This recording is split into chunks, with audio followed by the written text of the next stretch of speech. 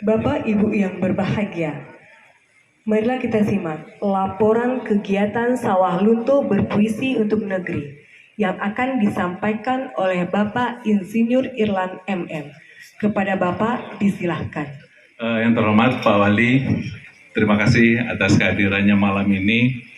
Pak Hirmet, Kepala Dinas Kebudayaan yang seharusnya menjadi panitia, saya mendadak diminta untuk melaporkan pelaksanaan kegiatan ini karena mungkin karena salah satunya kami yang menginisiasi adanya kegiatan dalam rangka ikut juga dalam rangka ulang tahun Kota Sawalunto dengan mengajak penyair Nusantara. Nah, ini hadir dari berbagai kota di Sumatera, ada dari Bali, dari Jawa juga mungkin ada ya, dari Jakarta. Ini adalah suatu yang luar biasa.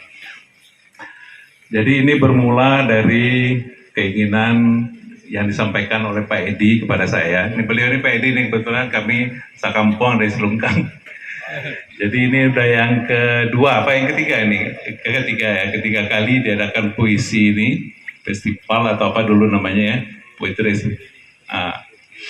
Ya, ini yang ketiga, yang Batu Runjang waktu itu tahun 2018. Disampaikanlah oleh Pak Edi bagaimana kalau kita adakan lagi, langsung kita siapkan segala sesuatunya. Dan ini alhamdulillah terima kasih kepada tim Pak Hirmet, tim Dinas Kebudayaan, terima kasih. Karena dalam waktu yang relatif singkat mempersiapkan ini, nggak gampang mempersiapkan ini, kalau bukan yang sudah terbiasa untuk melakukan. Dan kebetulan alhamdulillah ini tim yang kompak di bawah binaan Pak. Acara Sawah Lunto Berpuisi untuk Negeri dan dilanjutkan dengan pembacaan puisi kepada Bapak Deryasta Sarjana Hukum. Para tamu kita, para penyair Nusantara, hadirin undangan yang berbahagia. Selamat datang di kota wisata tambang yang berbudaya. Ini kota Sawalunto, ini kota wisata tambang yang berbudaya yang termasuk salah satu warisan budaya dunia by UNESCO. Ini ditetapkan pada tahun 2019 yang lalu, yaitu tambang batu bara Ombilin. Dengan nilai yang luar biasa ditetapkan sebagai salah satu warisan budaya dunia. Kenapa ditetapkan sebagai salah satu warisan budaya dunia? Karena memang Sawalunto ini walaupun kota kecil, tapi dia punya sejarah besar. Ini kalau kita flashback ke belakang, kalau bicara Sawalunto, kita bicara revolusi industri. Revolusi industri pertama di Eropa tahun 1800-an, ditemukan mesin-mesin uap dimulai di Prancis. Dan kemudian bangsa Eropa mulai berekspedisi dan menemukan salah satu lapisan hitam di cekungan Ombilin yang kiranya perlu untuk sebagai bahan bakar pada waktu itu, yang disebut dengan batu bara. Jadi di sini adalah investasi terbesar perusahaan Belanda pada waktu itu. Konon katanya perusahaan itu bergerak dengan konsorsium 4 bank Eropa untuk melakukan penambangan di daerah timur pada waktu itu. Sehingga ini menjadi tambang batu bara yang terbesar di Asia Tenggara pada zamannya. Itu tahun 1800-an.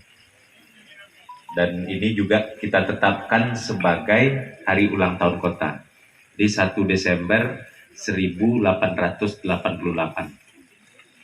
Dan alhamdulillah besok tanggal 1 Desember kita berulang tahun yang ke-134. Kalau bicara Sawalunto ini adalah kota tambang terintegrasi. Jadi agak sedikit berbeda dengan kota-kota lain yang tidak tumbuh dan berkembang dengan sendirinya. Kota Sawalunto ini adalah kota yang benar-benar dibuat. Maka kalau kita lihat ke belakang, ini infrastruktur yang dirancang dari awal dengan fasilitas lengkap. Jadi kalau bicara Sawalunto, tahun 1800-an itu sudah ada power plant, pembangkit listrik tenaga uap. Karena memang revolusi industri itu butuh bahan bakarnya dibawa ke Eropa, tetapi juga tempat prakteknya ada di Sawalunto. Sangat canggih pada waktu itu. Tahun 1800-an sudah ada power plant, pembangkit listrik, di mana daerah lain masih gelap-gelap waktu malam, Sawalunto sudah terang benderang karena ada pembangkit listrik. Di mana daerah lain masih transportasinya pakai pedati, Sawalunto sudah pakai kereta api uap pada waktu itu. Di mana daerah lain masaknya masih pakai kayu, Sawalunto sudah pakai mesin uap. Jadi memang agak sedikit lebih maju. Tapi seiring perjalanan waktu, karena ini sudah berusia lebih dari 100 tahun, kota industri yang maju ini menjadi kota tua sekarang. Karena tahun 98, salah satu perusahaan tambang terbesar, yaitu PT Bukit Asam, tutup operasional di sini. Sehingga kota Sawalunto ini terjadi penurunan penduduk. Karena pekerja-pekerja tambangnya itu pindah ke Tanjung Enim. Dan Sawalunto menjadi kota yang hampir mati. Itu sejarah Sawalunto. Waktu itu kalau ditanya penduduk Sawalunto, dari 10 orang yang ditanya, separuh menyampaikan ingin keluar dari Sawalunto. Tidak ada lagi harapan hidup di Sawalunto. Karena perputaran ekonomi turun luar biasa. Transaksi di pasar-pasar juga berkurang. Karena hampir sepertiga warga Sawalunto ini adalah pekerja tambang yang tambangnya tutup. Tapi kita di Sawalunto tetap bersemangat. Kita tidak ingin menjadi kota hantu, karena biasanya kota bekas tambang itu menjadi kota hantu. Kita ingin hidup, kita punya nilai yang bisa kita jual. Akhirnya kita tetapkan Sawalunto ini menjadi visi misinya menjadi kota wisata tambang yang berbudaya. Dan alhamdulillah itu berjalan sampai sekarang. Memanfaatkan situs, bangunan, dan sejarah bekas tambang itu dengan nilai yang luar biasa. Kita bisa hidup, dan Sawalunto sampai hari ini bisa bertahan dan malah berkembang dengan baik. Jadi walaupun di Sawalunto itu tidak ada orang kaya, Bapak Ibu, tetapi Sawalunto itu jumlah penduduk miskinnya terkecil se-Indonesia dari 512 kabupaten kota di Indonesia. Jadi Sawalunto ini juga menjadi tempat yang nyaman untuk hidup, karena di Sawalunto kita berbagai macam suku, multi etnis, kemudian berbagai macam ras, budaya dan agama berpadu di sini, dan tingkat kriminal kita paling rendah. Jadi itulah kondisi Sawalunto. Ini adalah tempat yang nyaman untuk ditinggali, dan semoga kita yang hadir di sini juga merasa nyaman untuk berada di Sawalunto. Kemudian kita hubungkan dengan kegiatan kita pada hari ini, kegiatan puisi. Di Sawalunto juga pernah punya tokoh. Kalau kita flashback ke belakang lagi, 119 tahun yang lalu, lahir salah seorang tokoh, tepatnya di daerah Talawi, kebetulan itu kecamatan tempat kami berasal, yang bernama Profesor Muhammad Yamin, Mr. Muhammad Yamin. Beliau sekolah hukum di Batavia pada waktu itu, dan beliau termasuk penggagas Sumpah Pemuda, karena beliau adalah ketua Young Sumatra Nenbor kalau tidak salah. Dan pada waktu itu dia berpuisi. Puisinya adalah Tumpah Darahku. Nah, itulah puisi Muhammad Yamin. Itu kalau bicara Muhammad Yamin. 1 tahun setelah Muhammad Yamin lahir pula adik beliau satu bapak, namanya Jamaluddin Adinegoro. Kalau nama di kampungnya itu Jamaluddin, tetapi nama tokohnya adalah Adinegoro, karena beliau adalah tokoh pers nasional. Nah, beliau beradik kakak, satu bapak lain ibu. Nah, ini adalah tokoh-tokoh yang punya nilai budaya yang cukup kuat. Dan tentu peluang ini tetap kita lestarikan, kita kembangkan, dan menjadi perekat Sawalunto yang heterogen ini. Dan kami berharap kehadiran Bapak Ibu sekalian di sini bisa memberi keberagaman untuk kita dalam pengembangan kebudayaan yang ada di Kota Sawalunto. karena kota Sawalunto ini adalah kota yang benar-benar serius dengan kebudayaan.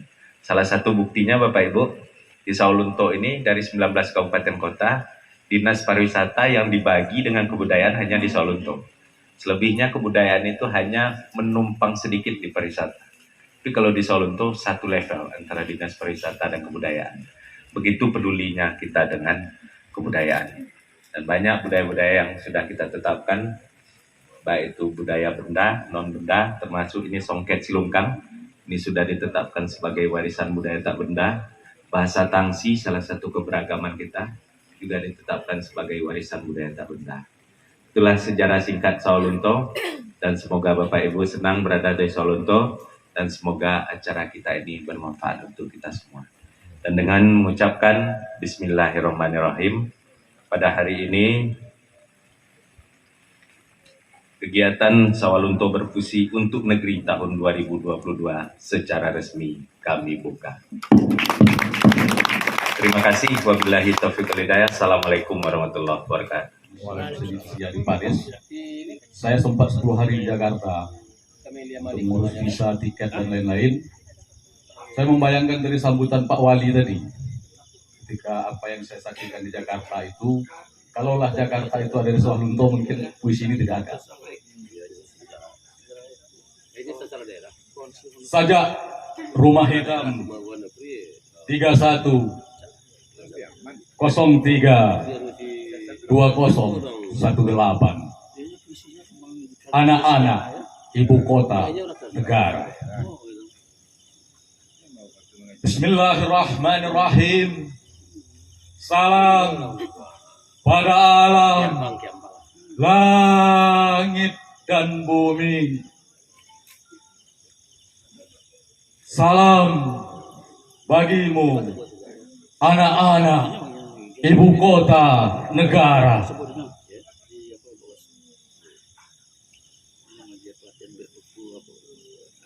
Mereka anak-anak ibu kota negara berlompatan di lorong-lorong dan gang sempit bersama tikus kurapan di tepi parit. Tubuh masa depan yang dekil. Tangan-tangan mereka kumal menggenggam makanan. Mungkin dengan pewarna pakaian. Aku masih lagi di ibu kota negara, menulis puisi di antara gedung-gedung megah. Entah siapa pemiliknya. Dan anak-anak masa depan itu menoleh. Tapi tetap saja mereka tidak mengerti di manakah mereka tegak berdiri. Anak-anak masa depan itu juga tak paham tentang 10 juta hutang yang mereka julang setiap kepala, dan selalunya jadi perdebatan di layar kaca. Oh, masih lagi aku di ibu kota negara, menari bersama nasib anak-anak masa depan itu. Maka tiadalah puisi sanjung puja, tapi sajak luka. Sebab anak-anak masa depan itu tetap saja gembira, berlompatan di lorong-lorong dan gang sempit, baju kumal, muka kumal, tangan kumal, dan makanan di jemari mereka juga kumal. Oh, aku masih lagi di Jakarta, katanya ibu kota negara, menyaksikan anak-anak masa depan itu bermain di tepi parit dan selokan, bernyanyi saling beradu tepukan tangan. Sairnya Pak Pak Mustafa si Jaka di rumahnya. Jangan tanya burung, jangan tanya Garuda, hidup merana sejak balita, oh merdunya. Aku masih lagi di Jakarta, tetap jauh dari istana, tapi akulah rakyat yang terluka. Di negeri amatir yang selalu cemas dan khawatir, tersebab kekuasaan tetap saja diselimuti cukong-cukong dan penjilat-penjilat dengan wajah-wajah malaikat. Oh, Rumah Hitam Jakarta, 31 Maret 2018. Sawah Lunto dalam Sejarah, karya Yeti Wilda. Sawah lunto dekan duang oi, kota idaman, di lingkung bukit sari coba batu baro, kotanya takah kuali, malam bakilau ba intan, indahnya mari sajo kita liye bahasamu, indahnya mari sajo kita liye bahasamu. Sayup-sayup terdengar nyanyian merdu tentangmu, memecahkan kesunyian malam ini. Kerlap-kerlip cahaya lampu kota menambah indah pancaran wajahmu di malam hari. Sawah lunto, namamu bukan hanya itu.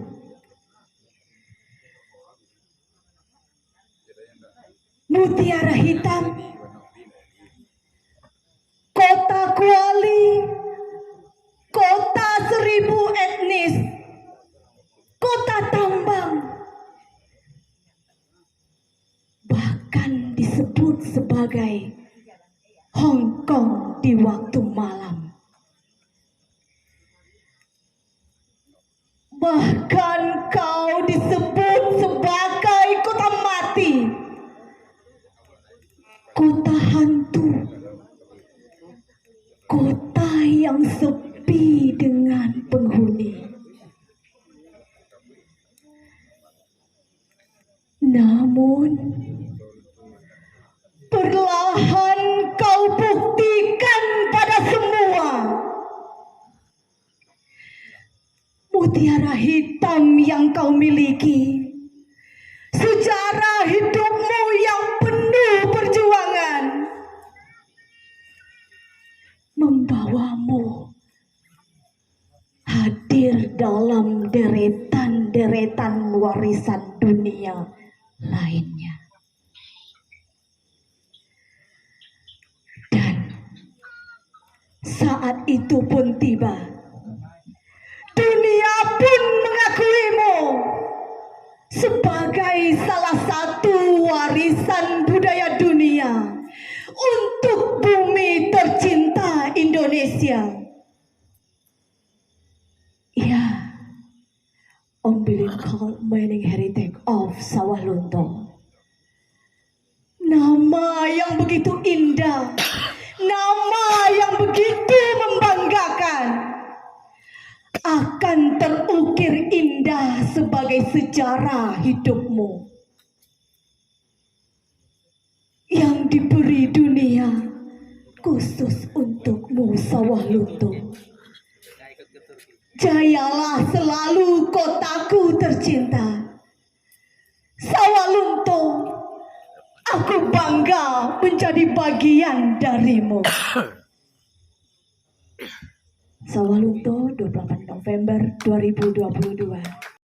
Terima kasih. Oke, puisi kami malam ini Epos Bahari dari Bang Arbi Tanjung.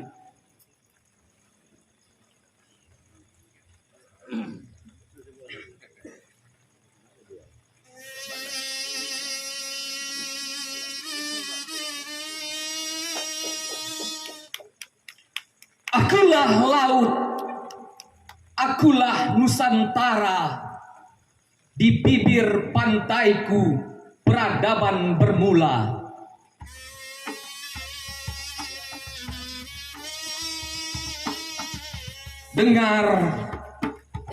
Dengarlah kabar epos bahariku. Usai Majapahit Jaya, zaman era telah berbalik arus. Segalanya berubah. Kuasa laut jadi kuasa darat. Kuasa mengkerut hingga pedalaman. Mulia menukik ke dalam kemunduran. Jaya mewujud jadi kalah. Cemerlang jadi kedunguan. Kesatuan dan persatuan jadi pencerahan.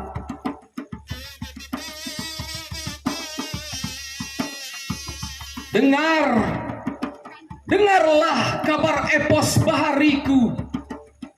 Sekarang kita tidak lagi pembuat kapal besar. Kapal besar dibuat kerajaan besar. Kapal kecil dibuat kerajaan kecil.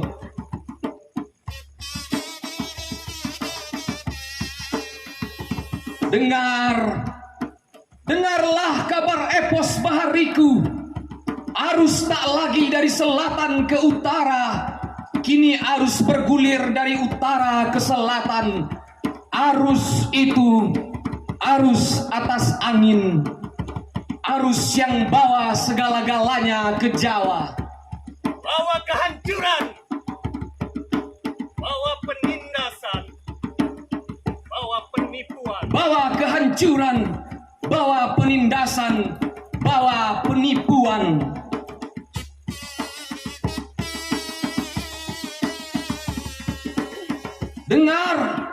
Dengarlah kabar epos bahariku. Pada masa Gajah Mada Jaya, arus bergerak dari selatan ke utara. Gerak yang bawa kapal-kapalnya, bawa manusianya, bawa amal perbuatannya, bawa citranya. Nusantara bukan kuasa darat saja.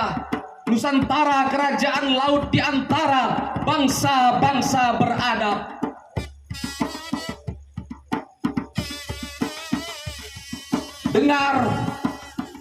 Dengarlah kabar epos bahariku.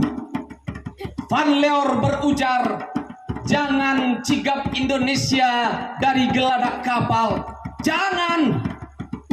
Nusantara adalah negara laut ditaburi pulau.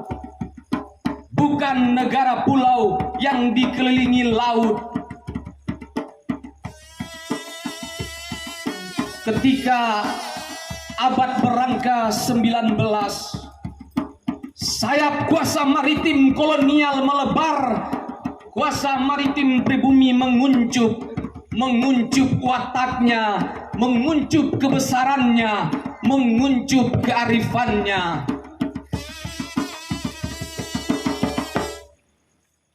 Tertinggal hanya kemunafikan saja. Medan 1 Desember 2015. Terima kasih. Salam. Bung, aku merindukan petikmu yang mencabik-cabik cakrawala bagaikan elang mengepak dari pulau ke pulau. Kau pekikkan semangat persatuan di antara gugusan pulau-pulau di Nusantara. Bung, kau mengingatkan hasil tambang di perut bumi kita bikin mereka bernafsu menguasainya, dipupuknya oligarki, dan kita dihasut sepantun piring jatuh ke lantai, pecah berderai-derai. Masih terdengar lantang semangatmu, Bung. Ketika dulu kau mengharamkan korupsi, kolusi, dan nepotisme, kini kau diam, membiarkan minyak kita mengalir sampai jauh, membiarkan batu bara di Sawah Lunto jadi mandul, telah merantau ke negeri antah, membiarkan emas dan logam kita ditempa tanpa pembakaran, membiarkan rempah-rempah kita menghangatkan botol-botol mereka di Eropa sana. Kini di negeri kita, Bung, negeri Kasiapera, lada, pala, kopi, dan segalanya subur bak pecahan tanah surga. Ada wacana yang tak pernah diucapkan. Kedip matamu, Bung, kedip matamu, dan dadamu berdetak, berdentang, berdegup perlawanan. Kita harus bersatu, Bung. Kalender itu di sepertiga abad ini menumpuk bagaikan semak-semak di kuburanmu yang lama tak pernah disiangi, menimbun wacanamu yang kini tercabik-cabik, karena kini kami saling cakar-cakaran melawan mereka yang ingkar. Padang, September 2022.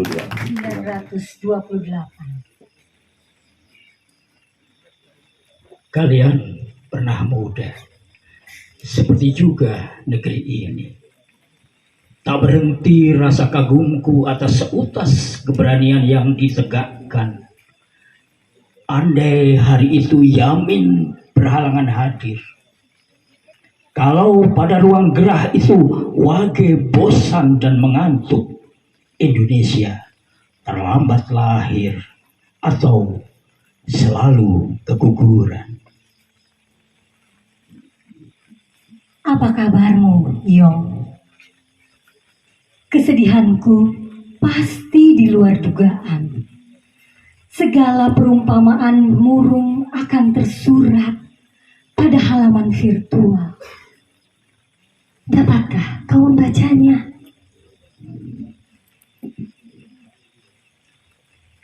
Ketika kalian muda, darah mengalir semena-mena di Serambi Aceh, di Rawat Dikul, di Balairung Mataram, di tanah Sunda, di hutan Borneo, di kebun rempah Maluku, di pura-pura Bali, di celah Singkarak Maninjau, di benteng Sebes, di sabana Sumba, di sepanjang Anyer, Panarukan. Aku percaya, Yong. Tiada tangan yang kuasa memisahkan satu dan lain suara kalian.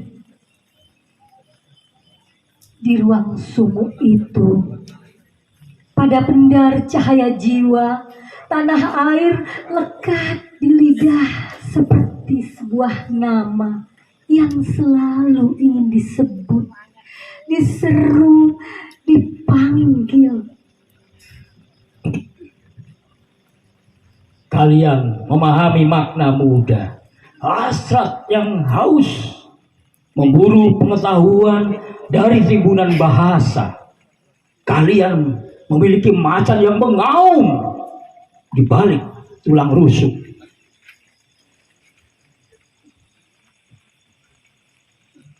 Jangan tanya apa yang terjadi kini, Yong. Tetaplah pada putusan kalian. Bersumpah. Wahai Yong, ada yang salah selama ini. Kita memang berbeda, tetapi menghadapi seteru yang sama. Ku pejam mata agar hati bernyala, mendengar gema Indonesia Raya dari mulut kalian, dari biola Supratman. Kalian masih muda saat menanam 3 kaki akar puisi. Seluruh Yong dilahirkan bumi pertiwi, menumpahkan darah pertama sampai tetes terakhir di sini. Semua Yong dengan segala warna kulit dan jenis rambut menghuni Nusa Antara. Segenap Yong menjunjung satu bahasa, pengikat harkat. Aku bangga padamu, Yong. Akan kujaga puisi Yamin dengan cinta. Selalu kusapa bahasa begitu mesra. Ini bangsa, tak terkata jumlah sukunya. Kalian ternyata selalu muda, menjadi pandu seorang ibu. Rahimnya melahirkan lebih banyak anak dibanding Gendari. Lihat, Yong, aku menatap berani ke barat dan ke timur. Tempat negeri ini terbujur, tak bisa tidur. Kalian abadi dalam usia muda, merebut cintaku untuk tak mati-mati. Yong, kutulis nama kalian sepanjang hela napas. Bukti kesaksian perjuangan ini bukan milik seseorang yang buta sejarah dan yang bernyali kerdil. Di akhir pagina, terima kasihku mendalam. Jangan bayangkan kapal ini mau karam hanya karena lupa amanat. Yong, perbedaan kalian itu serupa elemen bangunan. Yong, kalian harus merdeka. Biar ku tanggung beban sakit ini. Mungkin memang perlu jatuh sekali lagi. Salam hormatku 2020. Jakarta, 17 Maret 2022. Jakarta, September 2020. Puisi Kurnia Effendi. Karya Irma Yulis. Aku hanya diam. Kekokohanku tak berdaya. Tenggelam di balik lalu lalang. Usam dikotori debu jalanan. Sunyi tanpa dentuman suara. Mereka takut mendekatiku. Dalam tubuhku gelap tanpa cahaya. Tinggiku menjangkau langit, tubuhku besar tak terpagut. Kegagahanku tak apa artinya. Teriakan si raja besi tak kudengar berlari. Klason bersahutan, nyanyian tak bersuara lantang, suara penjaga entah di mana lagi. Ton per ton si hitam mengalir di tubuhku Sawah Lunto. Miliaran rupiah menyemarakkan kotaku. Dapur mengebul tak kelaparan. Sarjana semi sarjana hadir sebagai penerus bangsa. Silo di kota tambang ini, kenangan indah keluarga Arang. Jasamu tak kepalang, mengantarkan kami ke masa sekarang, masa dulu selalu terkenang. Kini kami hanya seonggok bangunan tak berarti. Ruang tanpa penyangga, rumah tanpa penghuni, kekokohan hanya lambang tak berarti. Sejarah kelam tidak ada yang peduli. Anak muda dengan atribut tali bertali memanjatku, entah apa yang ingin mereka jangkau. Diriku disentuh, ditusuk, dihantam sakit. Tapi bangunan tua berjajar 3 itu menggambarkan sejarah Sawah Lunto. Siloku, kebanggaanku. Lambang kota bersejarah, dirawat demi mengenang kemakmuran kota. Taman Silo, bukti diriku dilestarikan. Terima kasih. Secangkir hulun talangi di atas meja kerjaku. Di sini, waktu seperti es batu yang mencair. Sebelum habis sarapan ditelan, pagi terlalu cepat menjadi siang. Dan sebelum suapan terakhir makan siang, malam pun berdatangan sebelum petang sempat merampungkan gema abjang. Di tanah hijau dengan batu berkapur ini, telah turun orang dari langit, menggelar ladang, membentang sawah, membuka hutan, membuat laut dan pantai, meletakkan surau di tengah-tengah manusia. Sempurnalah lukisan alam yang indah.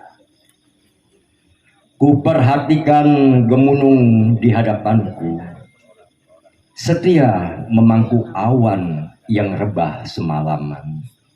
Setelah lelah seharian memayungi negeri Hulun Dalanu, meneduhi Uti dan Nou yang saban hari tak jemu membincangkan masa depan, tentang hidup dan alam mereka, bebukitan, pantai, hutan, sawah, dan ladang yang kini masih milik mereka, agar tak lepas tangan, terampas oleh kekejian master plan para gergasi yang datang dari kota-kota mati sambil mengibarkan panji rayuan kemajuan material.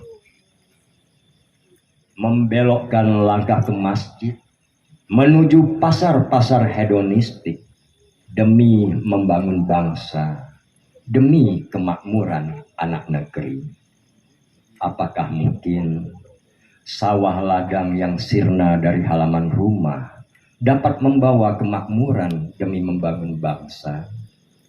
Apakah niscaya apabila gunung, bukit, dan laut jika hilang dari pandangan masih dapat disebut untuk memakmurkan anak negeri?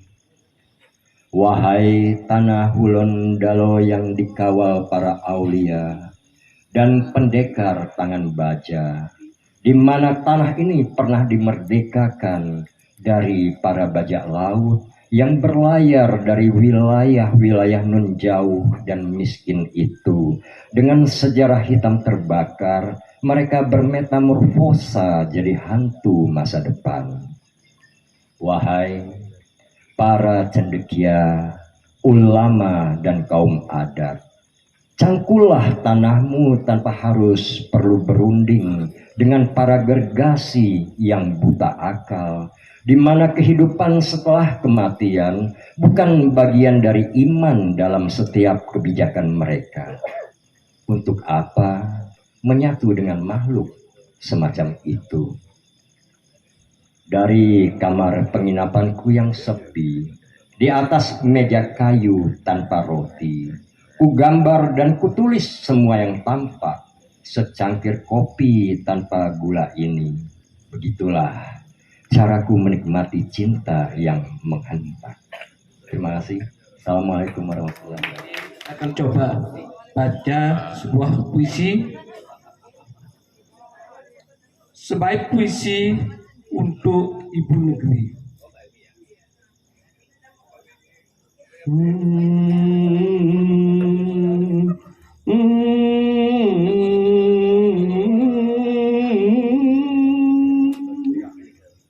Bu, jangan menangis, Bu. Biarkan aku saja yang menangis.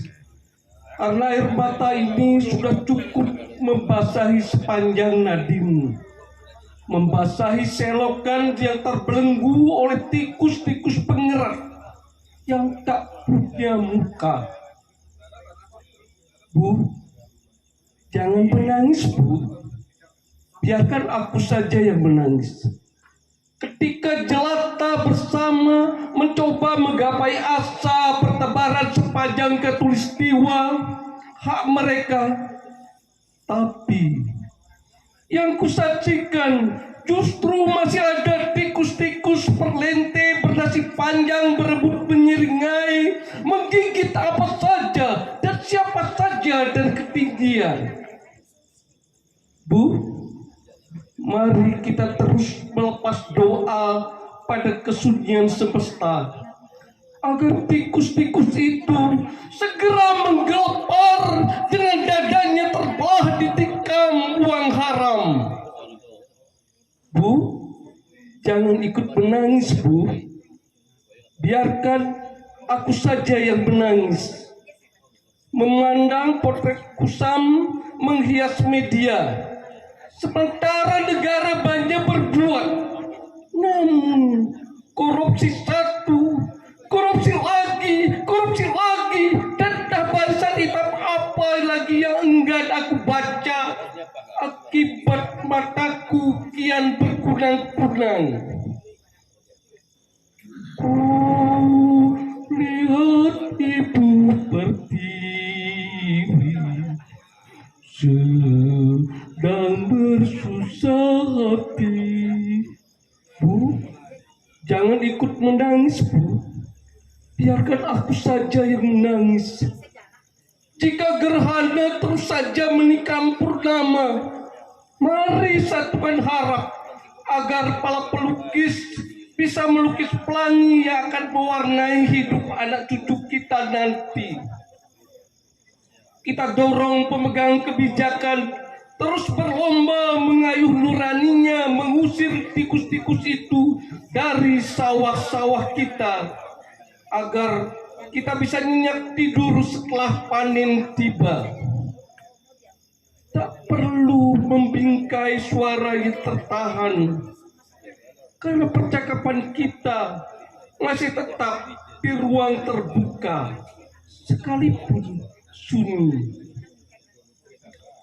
Bu, jangan lagi menangis, Bu. Mari kita kuatkan getar doa beralaskan serupa dupa. Tuhan, buat yang besar tempat aku memuja dengan segala doa. Kita jaga tanah leluhur kita agar tetap berpelangi indah, dan sawah-sawah sepanjang garis katulistiwa masih milik kita. Karena itu hak kita selamanya. Bu, jangan lagi menangis, Bu. Biarkan aku saja yang menangis. Menangis buat ibu dalam sebaik puisi. Terima kasih. Selungkang in his story. Karya Hasanuddin Datuk Tan Patih.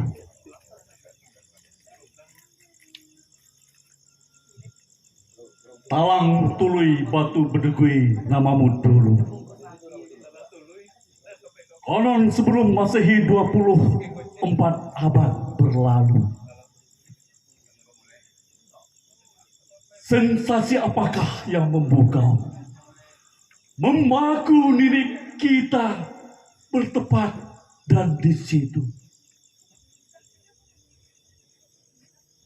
Bentangan terjal sungai menderas, subur tak menemuh walau sekedar talas. Tapi mengapa diri kita bertapa tanpa alas?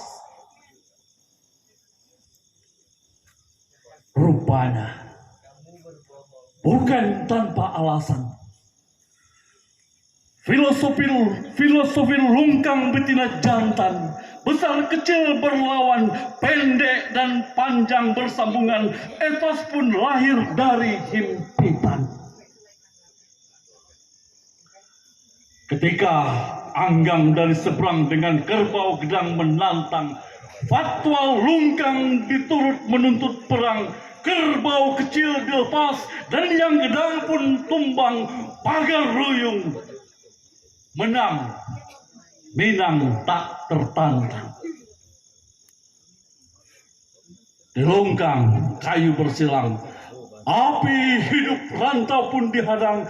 Tatkala layar sudah terkembang, sebelum menang pulang pun berpantang. Tapi bangau-bangau lungkang tak lupa kubangan. Jauh di rantau, kampung tak disiakan, sawah ladangnya adalah tenunan masa Aditya Warman. Songketnya busana kerajaan. Tatkala alam lungkang mengekang, rakyatnya bukanlah hengkang. Dualisme dikotomik ditahan pada titik setimpang, supaya dialektika terus berkembang. Di 1927, gerakan merdeka menentang tirani pun tumbuh. Tahun berikut, pemuda Indonesia ikrar sumpah pemerteguh bahwa Indonesia adalah satu nusa, bangsa, bahasa yang utuh. Nah, begitu peran si lungkang bagi negeri, bukanlah ego. Bak rantau bangau dan kubangan terus menghimbau. Anak-anak si lungkang pun saling imbau dan ambau, merangkai masa depan kini dan masa lampau. Memang sekilas lembah lungkang tak berpenghuni, hanya alir air dingin terjal kanan dan kiri.